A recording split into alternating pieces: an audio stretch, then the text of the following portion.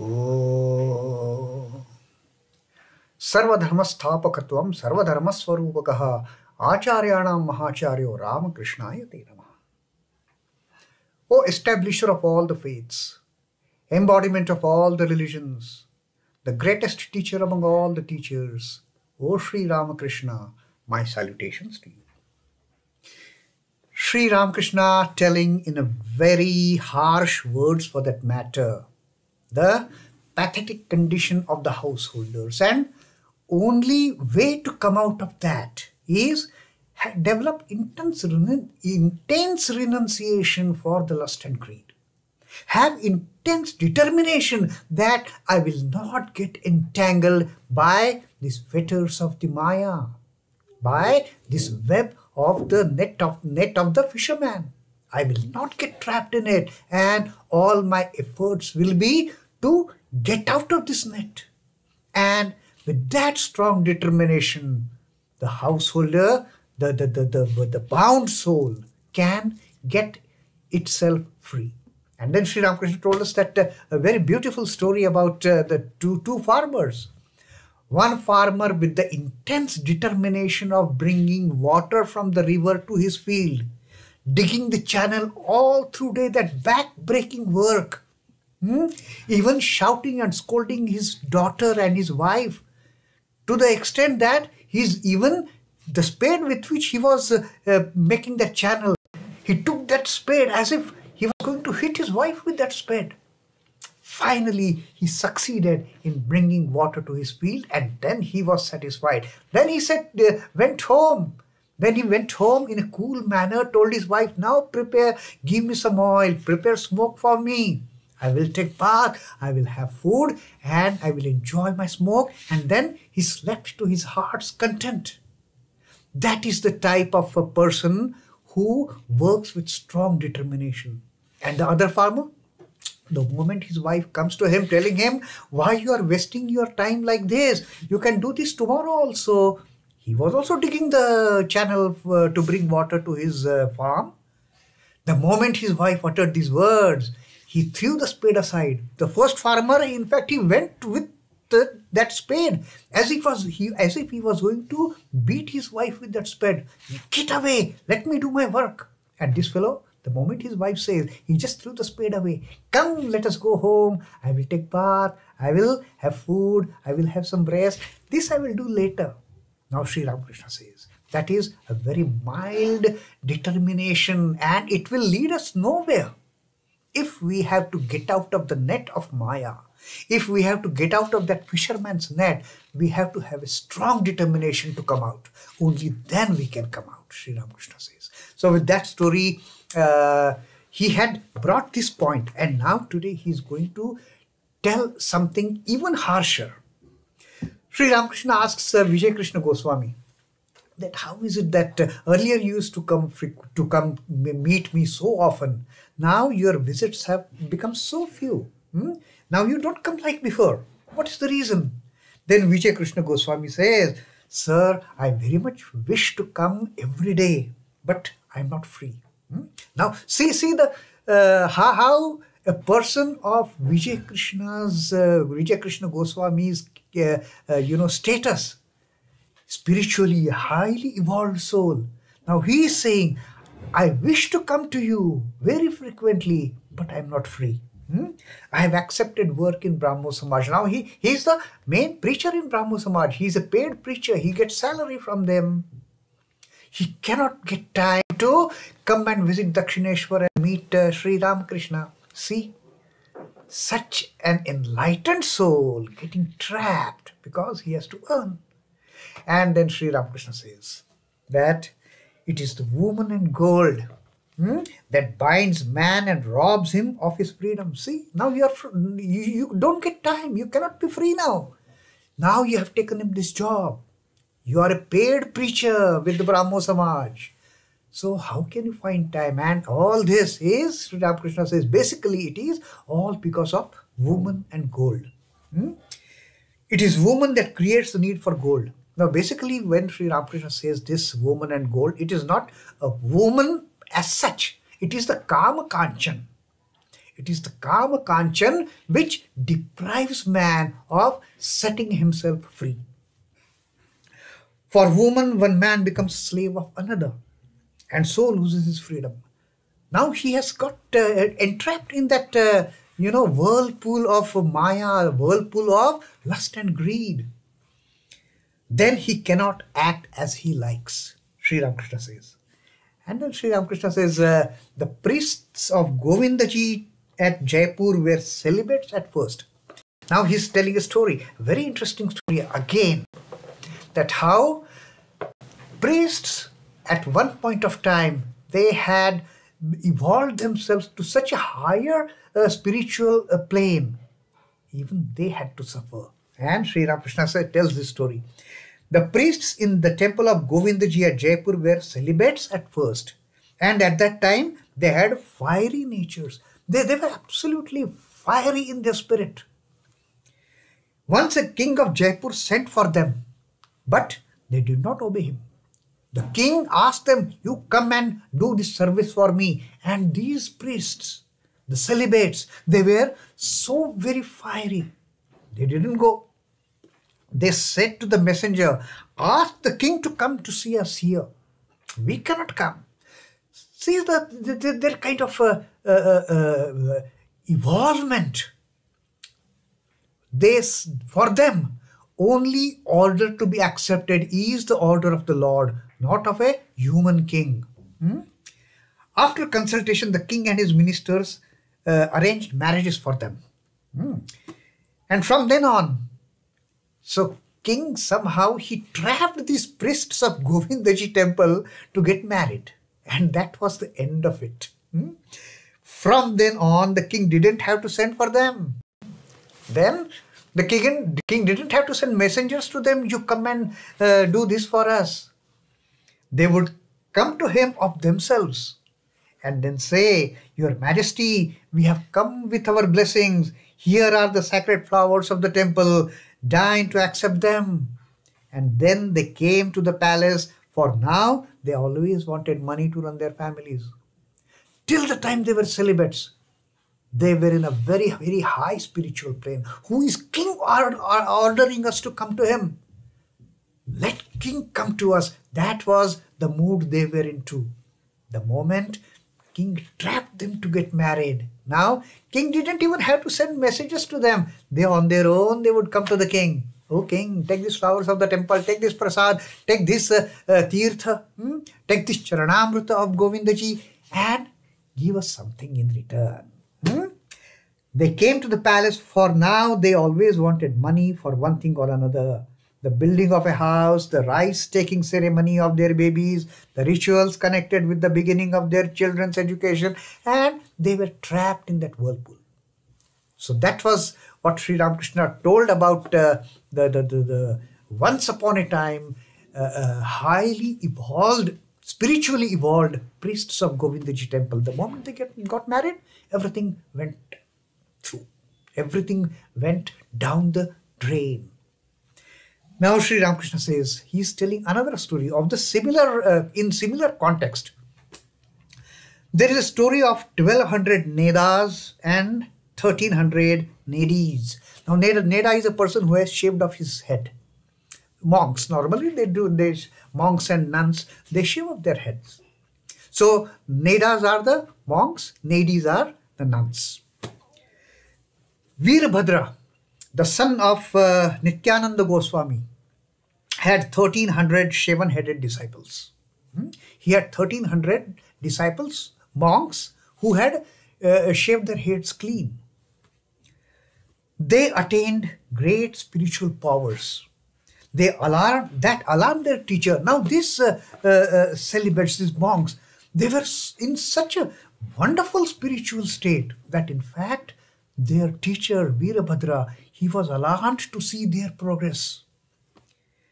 My disciples have acquired great spiritual powers, thought Veerbhadra. Whatever they say to people will come to pass. Whenever they go, wherever they go, they may create alarming situations. for people offending them unwittingly will come to grief. Now they have attained such a high state of spiritual enlightenment. Anything comes to their mind becomes a reality. Now Veerabhadra is worried about the consequences this situation is going to create in future. Now these 1300 Nedas, if they roam around and if somebody unknowingly injures them, harms them, hurts their feelings, something bad they will utter, and that bad will happen to that person. So Veerabhadra is worried about that situation coming into reality.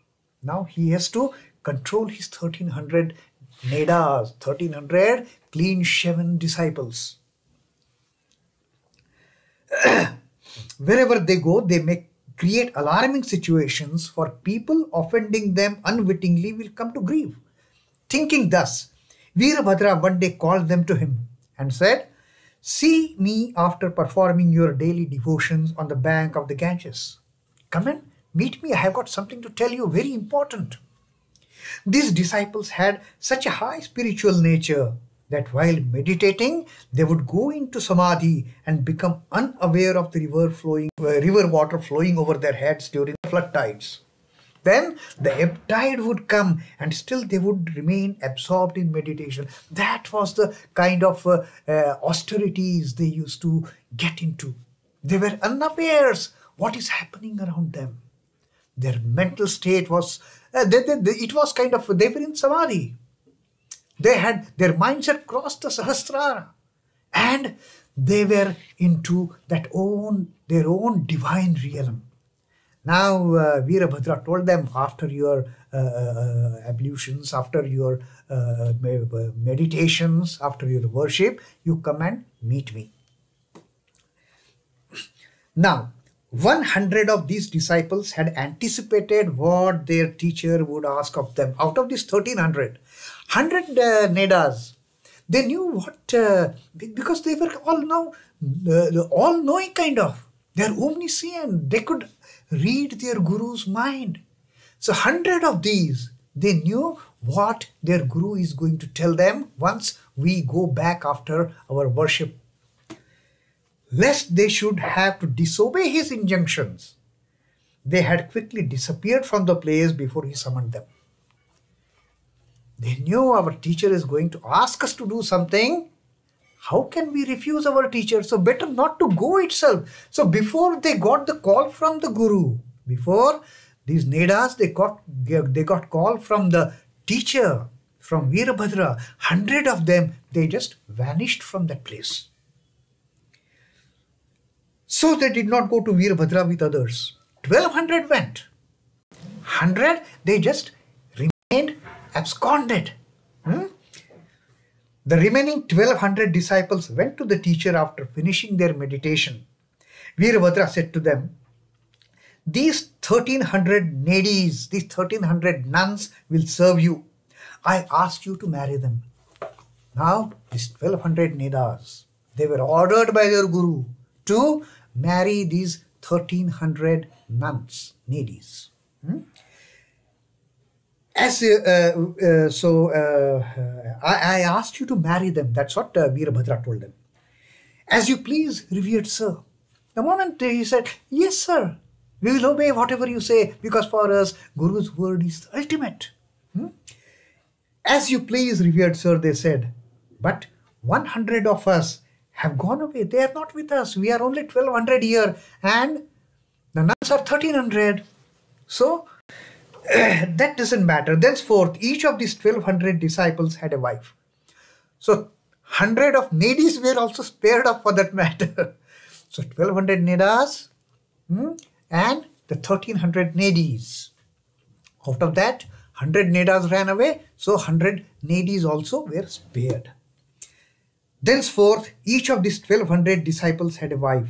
Consequently, they lost all their spiritual power. Once they get into that trap, once they were into that situation of getting into the fisherman's net, their guru himself had told them, because guru knew these are so powerful. They have got tremendous spiritual power. They will start doing harm to others if any untoward thought arises in their mind for the person who has unwittingly, unknowingly done something wrong to them.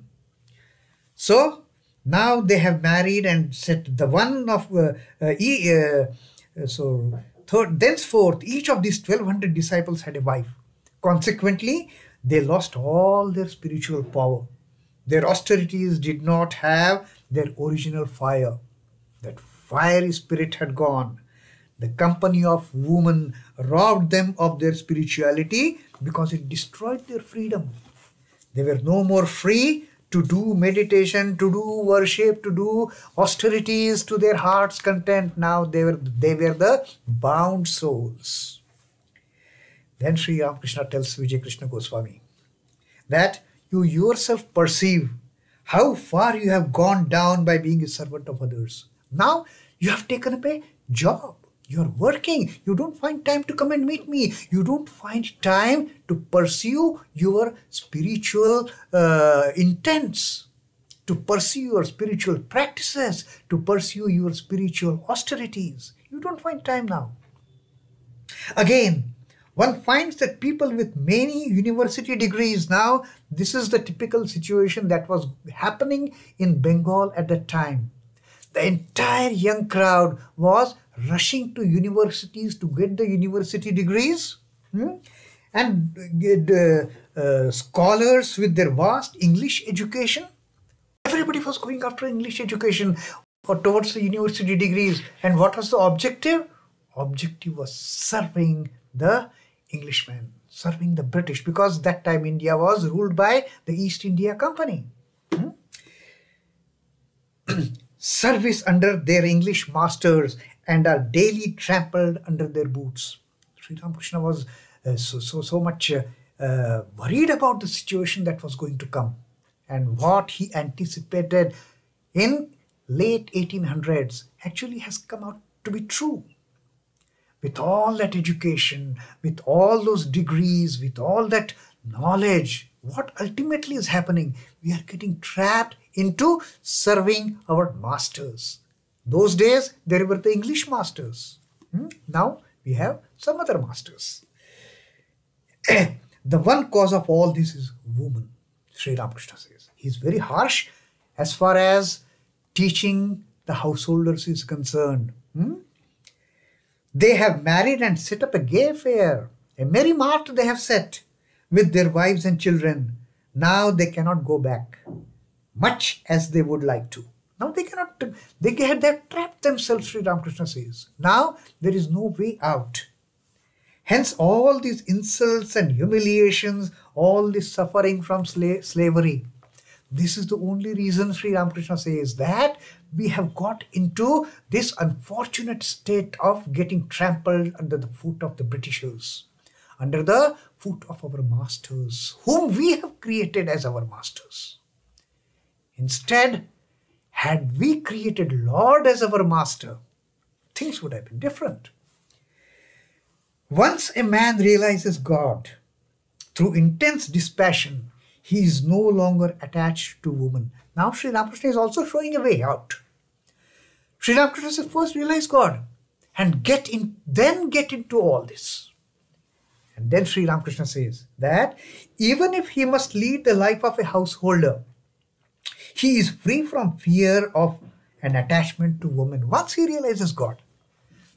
Once he realizes God, once he realizes what is there in me is in my wife too, is in my children too, is in my parents too, is in my friends, family, relatives, society, everything around me is filled with the same principle, with the same reality. Then the entire outlook changes. Then there is no more lust and greed. Suppose there are two magnets, one big and one small. Now look at the example that Sri Ramakrishna is giving here. Such a beautiful, such an apt example. Suppose there are two magnets, one big and the other small. Which one will attract the iron? And then Sri Ramakrishna says, of course the big one. Of course the big one will attract. the smaller one has a limited capacity to attract, since the bigger magnet is besides it. And then Sri Ramakrishna says, God is the big magnet. Compared to him, woman is a small one. In fact, compared to God, woman is an insignificant magnet to attract that iron particle. What can woman do? The moment you fill your heart with the God, it is the God, the big magnet, which is going to pull that small iron piece. The small magnet won't have any effect. So Sri Ramakrishna says, first attain the big magnet. First catch hold of the big magnet, and then the small magnet is not going to harm you in any way. In fact, it won't have any effect at all, because the big magnet has already pulled you to it. So that is Sri Ramakrishna's very harsh teaching, but with deep, subtle meaning hidden inside. And these words he's telling, actually he's telling to Vijay Krishna. But these words are true for each and every householder who is unfortunately in the Baddha state.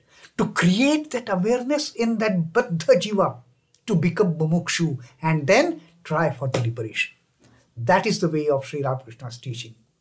Om Namah Shri Bhagavate Ramakrishnaya. Sri Ramakrishna Arpanamastu. Jai Thakur, Jai Ma, Jai Swamiji.